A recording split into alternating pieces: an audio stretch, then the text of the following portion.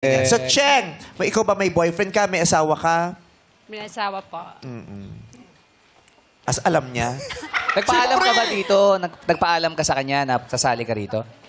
Wala Sa asawa po. mo? Wala po akong hindi po ako nagpaalam, talagang sarili ko lang po.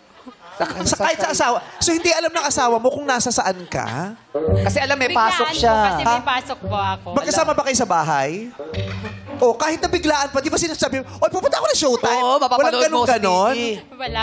May problema kayo mag-asawa, no? Wala naman po. Maghihiwalay kayo. Di! Maghihiwalay. Pagtabi-tampuhan ba kayo ngayon? Wala naman. Okay kayo. Okay. Hindi, sa tabi kayong natulog kagabi. Opo, kaso hindi nga po talagang bigla lang. Minsan kasi pag may balakad ako, dire-diretso lang ako, miss.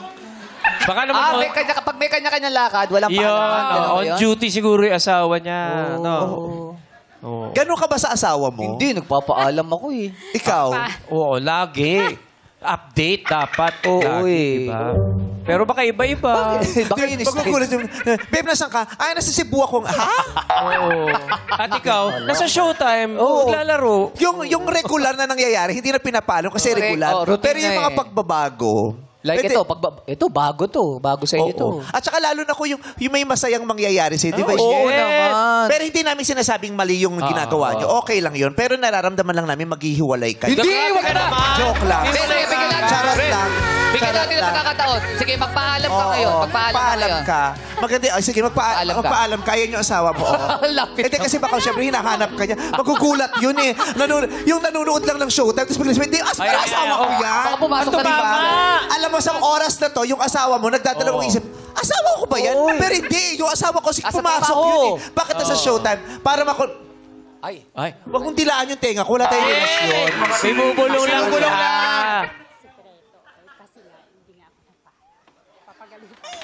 Ang haba. Ano ba? Sikreto. Kasi hindi rin naman alam ng pamilya kung may asawa ako.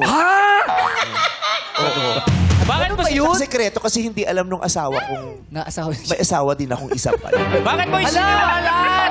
Ate, wala ka nang masisikreto kasi nasa TV ka. Paano natin masisikreto to? Hindi niya alam yun. Ay, tatalikuran mo yung camera?